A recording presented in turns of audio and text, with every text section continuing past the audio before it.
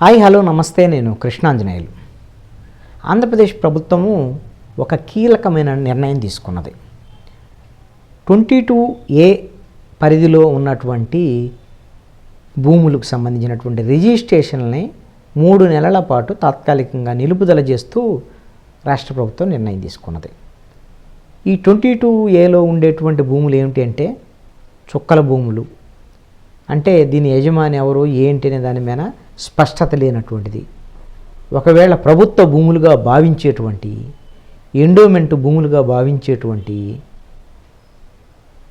యజమానులకు సంబంధించినటువంటి విషయంలో స్పష్టత లేనటువంటి ప్రభుత్వ భూములు, వీటికి సంబంధించినటువంటి అనుమానం ఉన్నటువంటి అన్నిటికీ కూడా 22Aలో ఉంటాయి. వీటికి సంబంధించినటువంటి విషయంలో ఒక 3 నెలల పాటు ఈ మొత్తం రిజిస్ట్రేషన్లు నిలుపుదల చేసి పరిశీలించి వీటికి సంబంధించినటువంటి ఇప్పటికే ఈ 22Aలో ఉన్నటువంటి భూములు ఏమైనా సరే గతంలో ఏమైనా రిజిస్ట్రేషన్లు జరిగి ఉన్నాయా? వైఎస్ఆర్ కాంగ్రెస్ పార్టీ ప్రభుత్వంలో ఈ భూముల కుంభకోణానికి సంబంధించినటువంటి విషయంలో కీలకంగా లోతైనటువంటి పరిశీలన జరపాలి అనేటువంటిది ఆంధ్రప్రదేశ్ ప్రభుత్వం నిర్ణయించింది. అప్పటి వరకు ఈ చుక్కల భూములకు సంబంధించినటువంటి ఈ మొత్తము 22Aలో పరిధిలో ఉన్నటువంటి భూములన్నీ రిజిస్ట్రేషన్ తాత్కాలికంగా నిలుపుదల చేశారు. ఆ తర్వాత నిర్ణయం తీసుకుంటారు.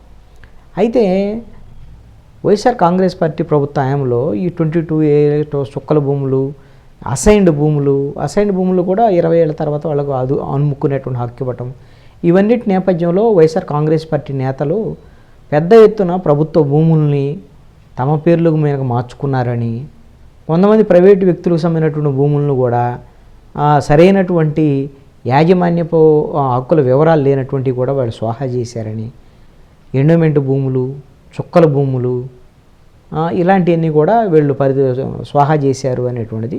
అసైన్మెంట్ ల్యాండ్స్ అప్పుడు ప్రభుత్వం వైసీపీ ప్రభుత్వం ఇచ్చినటువంటి జీవోకు అనుగుణంగా అసైన్డ్ ఎవరి పరిధిలో ఉన్నాయో వాళ్ళకి ఎంతో కొద్దో గొప్ప డబ్బులు ఇచ్చేసి వాటిని స్వాధీనాలు చేసుకున్నారు అనేటువంటి దాని మీద ఉంది.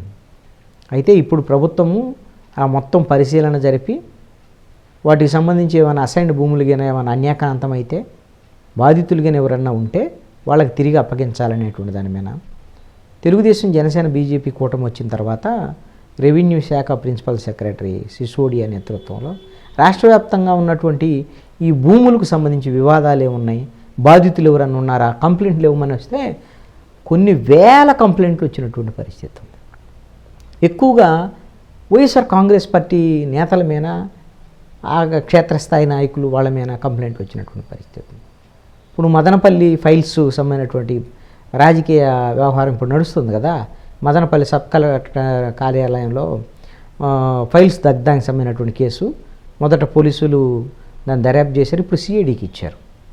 దాంట్లో కొంతమంది పోలీసులు సస్పెండ్ అయ్యారు, రెవెన్యూ అధికారులు కూడా సస్పెండ్ అయినటువంటి పరిస్థితి ఉంది. దీని వెనక పెద్దిరెడ్డి రామచంద్రారెడ్డి వాళ్ళ కుటుంబం ఉన్నారు అనేటువంటి దాని మీద ఆరోపణలు అధికారంలో ఉండేటువంటి వాళ్ళు చేస్తున్నారు. వీటికి సంబంధించిన ఆధారాల మొత్తాన్ని కూడా సేకరిస్తున్నారు.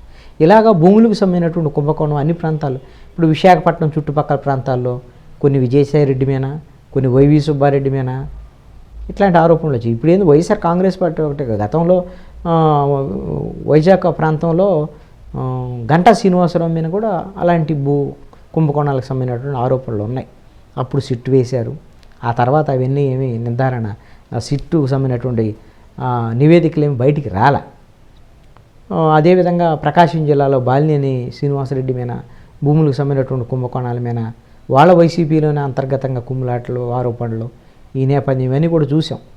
అన్ని ప్రాంతాల్లో కూడా ఎక్కడో చోట వైఎస్ఆర్ కాంగ్రెస్ పార్టీ వాళ్ళ మీద ఇట్లాంటి ఆరోపణలు వచ్చినటువంటి పరిస్థితి ఉంది. అందుకనే ఇప్పుడు తెలుగుదేశం ప్రభుత్వము దీని మీద, తెలుగుదేశం, జనసేన, బీజేపీ కూటమి ప్రభుత్వం ఈ చుక్కల భూములు 22Aలో ఉన్నటువంటి భూములకు సంబంధించిన తాత్కాలికంగా నిలుపుదల చేయటం, మొత్తము భూ కుంభకోణాలకు సంబంధించినటువంటి మొత్తాన్ని వెలికి తీసేటువంటి ప్రయత్నాల్లో ఉంది.